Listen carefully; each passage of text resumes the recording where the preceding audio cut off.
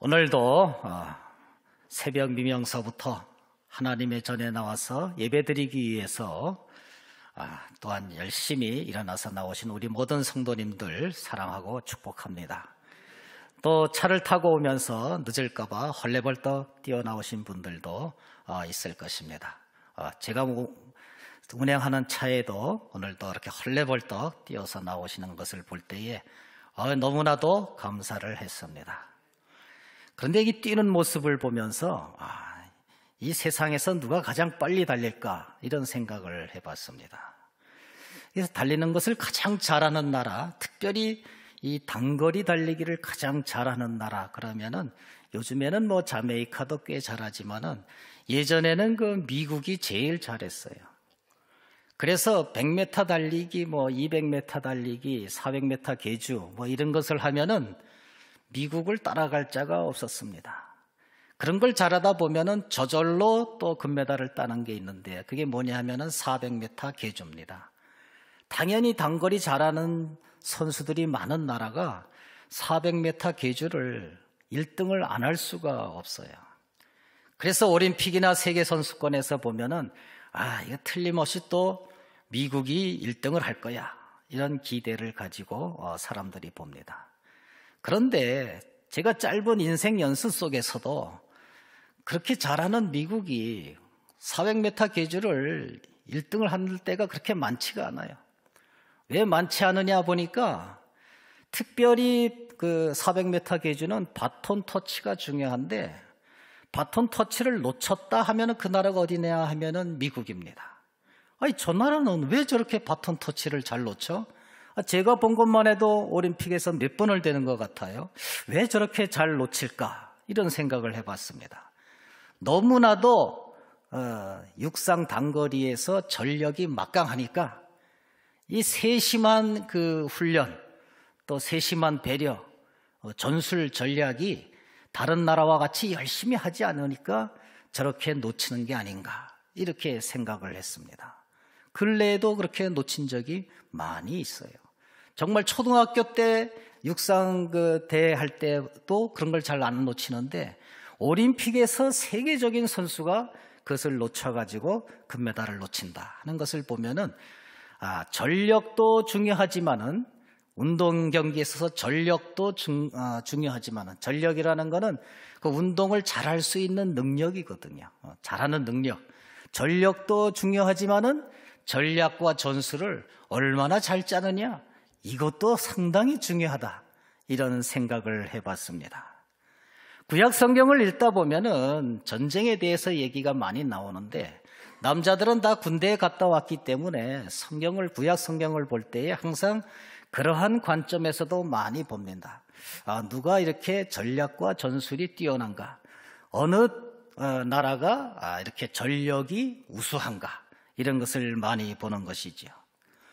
오늘 우리는 사무엘상 14장에서 보고 있는데 이것도 역시 전쟁에 관한 겁니다. 그래서 저는 어젯밤에 묵상을 하면서 이 전쟁에 관한 것이기 때문에 누가 전력이 우세했고 누가 전략과 전술을 잘 세웠는가 이런 관점에서 한번 바라봤습니다. 그래서 사무엘상 14장, 13장 여기에서는 소위 말하는 믹마스 전투에 대해서 나오고 있습니다. 그 블레셋 군대와 또 이스라엘 군대가 믹마스에서 한판 붙었는데 그것을 바로 믹마스 전투입니다. 오늘 13장, 14장에서 그 전투 얘기가 상당히 진전이 되고 있는 것을 볼 수가 있습니다. 그러면은 전력은 누가 더 강했는가? 이런 것을 살펴볼 때에 이스라엘 군대보다는 블레셋 군대가 오늘 이 본문 시점에 있어서 볼 때에 이스라엘 군대보다는 어느 군대가 더 전력이 좋았느냐 하면은 블레셋 군대가 훨씬 전력이 좋았다는 것입니다. 이 믹마스 전투가 발발하기 직전에는 일단 블레셋 군대는 이스라엘 군대를 많이 괴롭히던 그러한 소수민족이었어요. 이스라엘 민족을 괴롭힌다 하면은 아수르, 바벨론, 애굽 이런 나라들만을 우리가 생각할 수가 있는데 의외로 성경은 블레셋 군대를 많이 지목을 합니다. 작은 나라지만은 끊임없이 이스라엘 군대를 이렇게 공격을 해왔던 나라입니다. 그런데 그 블레셋 군대는 아주 그 철을 잘 다뤘어요. 한마디로 말해서 철을 벼르는 작업, 철을 가공하는 작업을 너무너무 잘했고, 그 작업을 이스라엘 백성들에게는 잘 가르쳐주지를 않았습니다. 왜냐하면은 철을 잘 만든다는 것은 칼과 창을 잘 만드는 것이고, 그것은 바로 군대의 전력에 막강한 상승을 가져오기 때문에 자기의 적군이라고 할 수 있는 이스라엘 백성들에게 그것을 잘 가르쳐주지 않았다는 것입니다. 그래서 믹마스 전투가 있는 이 당시 상황에서도 성경은 뭐라고 기록을 하고 있느냐 하면은, 블레셋 군대는 철로 만든 칼과 창을 가지고 있었지만은, 그러나 이스라엘 백성들은 사울과 요나단 몇 명 외에는 전쟁터에 나가는데 도끼라든가 농기구를 주로 가지고 갔다, 이렇게 성경은 증거를 하고 있는 것입니다. 이와 같이 블레셋 군대는 전력에 있어서 이스라엘 백성들을 능가했습니다. 뿐만 아니라 이 전투가 있기 전에 사울왕은 하나님으로부터 경고를 받았어요. 너는 왜 사무엘 선지자가 도착하기 전에 왜 제사를 네 마음대로 지내느냐? 너는 왕위가 그렇게 길지 못할 것이다. 이런 지적을 받았습니다. 하나님으로부터, 만군의 하나님으로부터 이스라엘 백성들이 자기 왕이 그런 지적을 받았을 때에 그 군대는 그렇게 강할 수가 없는 것입니다. 한 군대를 이끄는 사울왕이 하나님으로부터 그런 지적을 받았을 때, 너는 왕위가 길지 못할 것이다, 이런 지적을 받았을 때는 사기도 떨어지고, 그것을 또 만회하려고 욕심을 내다 보면은 역습을 당할 수도 있고, 그런 상황이기 때문에 그 당시에 블레셋 군대와 이스라엘 군대의 전력의 차이는 블레셋 군대가 우세했던 것을 볼 수가 있습니다. 그런데 여기에서 반전이 일어나요. 우리가 지난 시간에 살펴봤지만 어떤 반전이 일어납니까? 그 사울왕의 아들 똑똑한 요나단이 자기가 자기 부하 한 명을 데리고 적진에 깊숙이 침투를 해서 거기에서 이제 내란을 일으키는 것이죠. 기습을 일으키는 겁니다. 갑자기 두 명이 나타나서 이제 저격군으로 달려들어가서 막 사람을 베고 군대를 베고 하니까 블레셋 군대는 깜깜한 밤에 누가 누군지 잘 몰라요. 그래서 블레셋 군대는 서로 자기 동료들을 죽이기 시작을 했습니다. 그러니까 얼마나 이게 군사적으로 전투적으로 반전이 일어났다고 볼 수가 있습니까? 자기들끼리 막 싸우는 겁니다. 두 명 때문에. 또한 그러다가 이제 자기네 군대가 약한 것을 보고 어떻게 합니까? 그쪽에 있던 그 블레셋 군대의 사람들과 그쪽에 있던 또 유대인들이 또 연합해서 요나단 쪽으로 내려와서 또한 합세해서 싸우는 것을 볼 수가 있습니다.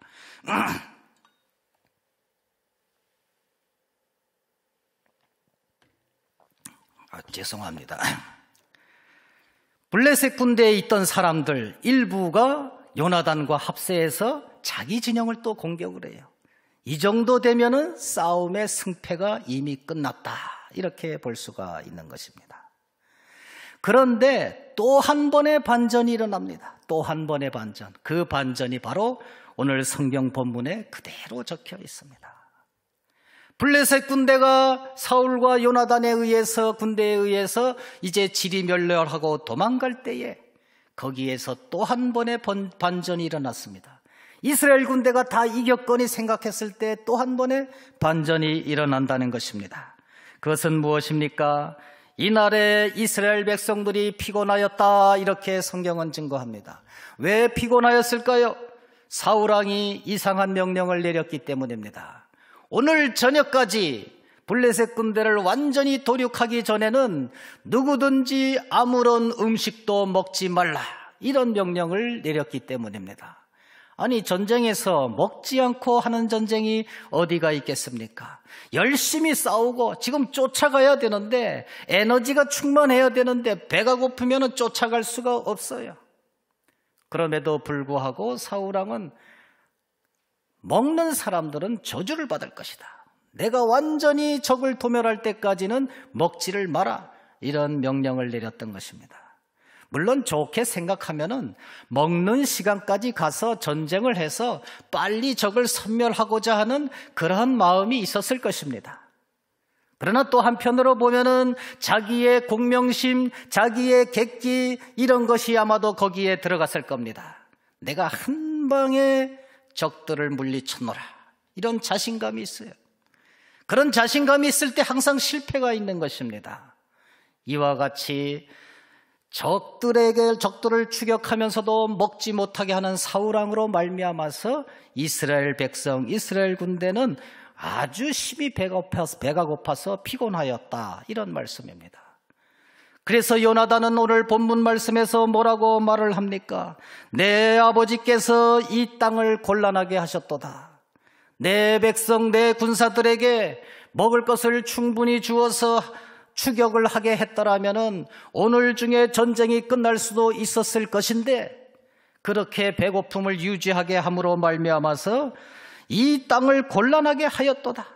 보라, 내가 이 꿀 조금을 먹었는데도 눈이 밝아졌노라. 이렇게 말을 합니다. 요나단은 전쟁을 하고 있었기 때문에, 적진에 가서 전쟁을 하고 있었기 때문에 사울 왕이 그런 명령을 내린 것을 몰랐어요. 아무것도 먹지 말라고 하는 그러한 명령을 내린 것을 몰랐다는 얘기입니다. 그래서 지팡이로 꿀을 조금 탁 찍어가지고 먹었더니 금방 눈이 밝아졌더라. 이렇게 성경은 증거를 하고 있습니다.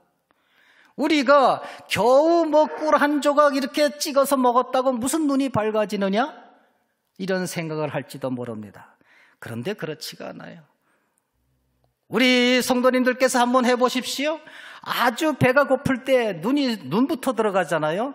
그때 꿀 한 쪽만 정말 찍어 먹어도 눈이 밝아집니다. 6.25 참전 용사들의 얘기를 들어보면은 그 후퇴할 때에 정말 도저히 힘이 빠져서 걸어갈 수 없는 병사들한테 총을 겨누고 권총을 겨눴답니다. 권총을, 제가 직접 들은 얘기입니다. 권총을 겨누고 너 안 가면 여기서 쏴 죽인다. 이렇게 해도 못 일어난다는 거예요. 그런데 군대에서 나눠주는 그 건빵 안에 조그만 알사탕이 하나 있었는데 그 알사탕을 하나 입에 물어주니까 대번 일어나서 걷더라는 겁니다. 그만큼 꿀이나 설탕은 에너지가 금방 올라올 수 있는 그러한 식품인 것입니다. 바로 요나단이 그랬다는 것이죠. 한번 찍어 먹어보니까 바로 눈이 밝아졌더라. 그런데 왜 우리 아버지 사울 왕께서는 그렇게 하지 아니하였느냐? 이렇게 말을 하는 것입니다. 그러므로 오늘 결과는 어떻게 됐습니까? 사울 왕의 실수로 말미암아서 전쟁은 다시 반전을 일으킵니다. 물론 그렇다고 해서 이스라엘 군대가 지지는 않았지만은 일단은 속전속결로 오히려 또 빨리 전쟁을 끝날 수가 있었는데 더 늦게 끝나는 결과를 가져온 것입니다. 또한 이로 말미암아서 백성들이 범죄하게 됐습니다. 어떤 범죄를 저질렀습니까? 드디어 전투가 끝나고 저녁이 됐습니다. 아이고, 그러니까 거기에 그동안 참았던 배고픔이 있지 않습니까? 그래서 소도 잡아먹고 송아지도 잡아먹고 그냥 피를 빼고 먹어야 되는데 피채 먹었다는 거예요. 하나님의 율법을 어기게 됐다는 것입니다. 사울의 실수로 말미암아서, 헛된 맹세로 말미암아서 이제 하나님의 율법을 어기는 그러한 범죄를 저질렀다는 것입니다. 분명히 레위기에 보면은 산동물을 피채 먹지 말라고 했습니다. 또 어미와 새끼를 한 번에 잡지 말라 이렇게 했습니다. 그런데 오늘 말씀 32절에 보면은 양과 소와 송아지들을 끌어다가 그것을 땅에서 잡아 핏째 먹었다. 어미와 새끼를 한꺼번에 잡아서 핏째 먹었다. 동시에 일타에 두 번의 범죄를 저지르고 만 것입니다. 이와 같이 또한 반전이 있었는데 하나님 앞에 범죄하는 반전이 있었다는 것입니다. 우리는 이 사실을 볼 때에, 오늘 말씀을 볼 때에 우리가 갖고 있는 전력도 중요하지만은 전략과 전술도 상당히 중요하다. 이것을 알 수가 있습니다. 그것은 스포츠 경기에서뿐만 아니라 전쟁에서도 마찬가지입니다.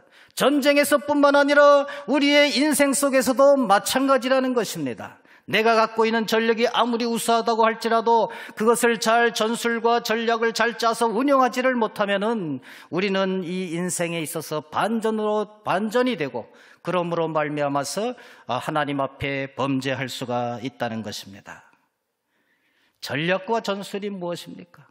전술은 전투에 임할 때에 정말 어떻게 공격을 해서 어떻게 방어를 하고 이러면은 상대방에게 이길까? 이렇게 작은 규모를 우리는 전술이라고 그래요. 전략은 뭡니까? 전략은 좀 더 큰 개념이에요.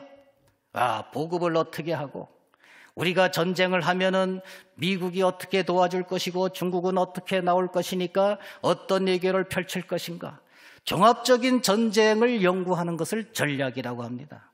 그래서 전략과 전술을 잘 세워야 군대는 승리를 할 수가 있는 것이지요. 특별히 현대전에 있어서는 그렇습니다. 우리가 인생 속에서 사는 것도 마찬가지입니다. 우리는 전술을 잘 세우려고 할 때가 많아요. 아침에 새벽 기도에 나오고 어떻게 말씀을 읽고 이런 것을 전술이라고 할 수가 있습니다. 그런데 우리는 거기에 만족하는 것이 아니라 전략도 잘 꾸려야만 합니다.